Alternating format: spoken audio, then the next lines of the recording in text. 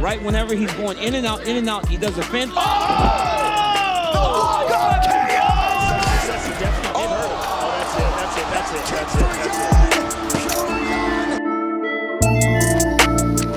The eyes of the MMA world will be on UFC 280 as two incredible title fights are set to take place. However, the fight that might steal all the limelight is the incredibly intriguing matchup between former champ Petr Yan and rising superstar Sugar Sean O'Malley. As a fan favorite, O'Malley has a chance to place himself amongst the best in the world with a win over Yan. However, it's not going to be that easy, as Petr Yan is one of the best fighters on the planet already. Petr Yan is... He is the real deal. So let's look at the potential title contender fight between Yan and O'Malley and see who might be next to wear UFC gold. Petr Yan. The former Bantamweight champ comes into the fight with a record of 16-3 and is currently ranked in the top 15 of the UFC's pound-for-pound list. At 29 years old, Yan is in the middle of his prime, and his recent fight results reflect this. Prior to the DQ loss to Aljamain Sterling. Look at him just pressing on the head here, though. That's illegal. Yan was riding a 10-fight win streak, which included stoppage wins over MMA legends like Jose Aldo and Uriah Faber. However, Yan unfortunately lost his Bantamweight title and he illegally kneed Sterling in the 4th round. We say unfortunately because Yan was clearly dominating Sterling and looked like he was either going to stop him or win a comfortable decision over him. Many still considered Yan the best bantamweight in the world, and he would prove his supporters right as he defeated Sandhagen for the interim title at UFC 267. After which a rematch to unify the bantamweight title was set between Yan and Sterling. Once again, Yan just came up short, losing a split decision to Sterling in a fight where many believed Yan should have gotten his hand raised. In his mind, he won 3 rounds, he won the fight. Perhaps his slow start in that fight will be a learning lesson as he let Sterling gain momentum early, which came back to haunt him. So we could see a more aggressive and fired up version of the former champ as he takes on rising superstar Sean O'Malley. Sean O'Malley, the Sugar Show, is coming to Abu Dhabi as Sean O'Malley positions himself to leapfrog the entire division and assert himself as the #1 contender with a win over Petr Yan. O'Malley has a record of 15-1 with 11 KOs, and he'll be trying to extend that KO record to 12 at UFC 280. He had hopes of doing the same against Pedro Munoz, but that fight ended up being a huge letdown as the two men barely engaged in the 1st round and in the 2nd round. O'Malley accidentally poked Munoz's eye and he was unable to continue. So that fight ended up being a no contest. Prior to that, Sugar Sean was 15 of his 16 fights, majority coming via KO or TKO, which included 3 straight KO finishes leading up to the Munoz fight. That front kick up the middle. Oh, that man hurt him bad. He's doing it again. And again, the hesitation. Along with these string of KOs, his stock outside the ring rose as well. He was often seen partying with YouTube superstars like the Nelk Boys or Logan Paul, while his own business ventures took off as well. Now that popularity, mixed with his ability to hand out highlight reel finishes, allowed him to jump 11 spots in the rankings and take on former champ Petr Yan. Now we don't know if the risk will be worth it, but you have to hand it to O'Malley for having the courage for such a challenge.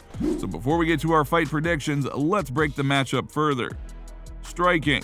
MMA fans around the world are excited for this matchup for one big reason. Both Yan and O'Malley have some of the best striking in all of MMA.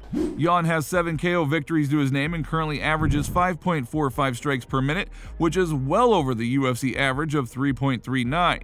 He also has a striking accuracy of 53% as he mixes up his kicks with his boxing masterfully and leaves his opponents reeling after his combinations. Despite the 7 KOs, however, Yan doesn't possess the typical one-strike KO power. Normally, he overwhelms his opponents with his pressure and combinations, breaking them down until they turtle up to his strikes and the ref has to intervene. While O'Malley is the opposite in this regard. His 11 KO wins are typically of one-strike nature, where if he lands cleanly, you will most likely wake up looking up at the bright lights and asking what happened. O'Malley has a staggering average of 7.75 strikes landed per minute while absorbing only 3.48. Now that differential is one of the largest in the UFC. 66% of O'Malley's game is striking focused, which is why he has won fights with punches, elbows, head kicks, and even a wheel kick finish. And when we turn our attention to defense, the two men are fairly equal. Yan's defense is at 61%, while O'Malley's is slightly better at 64%. So not only do these guys land heavy and often on their opponents, but they rarely get hit while doing it. So who should get the edge in this department? Well, we're tempted to go with O'Malley, as his striking is his best attribute. He also has a 72-inch reach compared to Yan's 62. But we cannot ignore the level of competition. Reality is, Yan has fought much better strikers and fighters in MMA compared to O'Malley, and despite that, Yan has numbers to rival Sugar Sean. So based off the competition level along with the striking packages, we'll go with Yan, but just ever so slightly. Grappling. When it comes to wrestling, the edge goes to Yan. It's as simple as that. In the past, Yan has used his wrestling effectively to disrupt the rhythm of his opponents and win rounds. Although he only attempts 1.48 takedowns per 15 minutes, it is much better than O'Malley's 0.54. Yan also has a takedown accuracy of 61%, so when he does go for a takedown, he's usually pretty successful. On top of that, his control is suffocating, and fighters don't tend to get up quickly when he is on top of them. Grappling could also be a big part of Yan's game plan, as we don't know too much about O'Malley's wrestling game and how good he really is off of his back in MMA. Submissions. Submissions is another category that is hard to quantify because it isn't a big part of either fighter's game. However, when two elite strikers go at it, often it's their wrestling and submission game that separates the winner from the loser. With that being said, O'Malley is a brown belt in BJJ while Yan is a blue belt.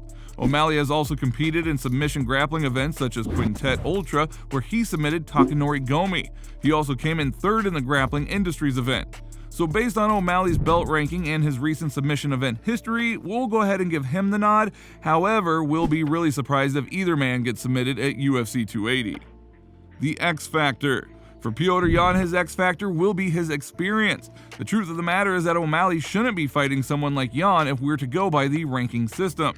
Yan is currently ranked number 1 after the champ Aljamain Sterling, while O'Malley is at 13. So not only does Yan have years worth of more fighting experience than O'Malley, but he has also fought more consistent high-level opponents.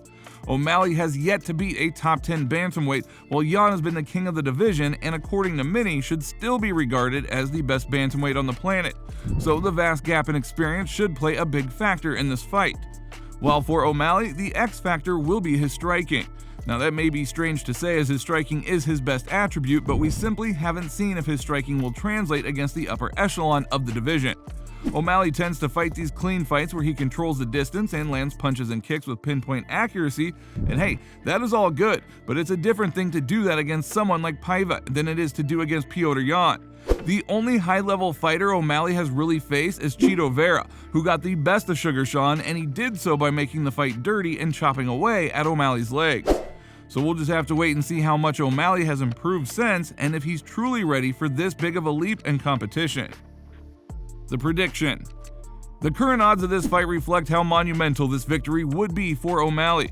Petr Yan is a minus 500 favorite, which means he has implied odds of 83.33% of winning this fight, while O'Malley sits at plus 350. The way we see the fight going is if Petr Yan can deal with O'Malley's reach and implement his grappling along with his strikes, he could negate O'Malley's strengths for the first round and a half and tire him out for the finish in the third. Now, while for O'Malley, he must establish his reach advantage and keep Yan at bay with his jabs and kicks, and catch Yan coming in with one of his power strikes. If he can do that, Sugar Sean could pull off a massive upset with a first-round finish. So if you enjoyed the video, then please give it a like, and don't forget to subscribe to the channel. Hit that little bell beside it so that you're notified the next time we upload a new video. And with that being said, you just watched us break down the upcoming Bantamweight special, Yan vs. O'Malley. We'll see you next time.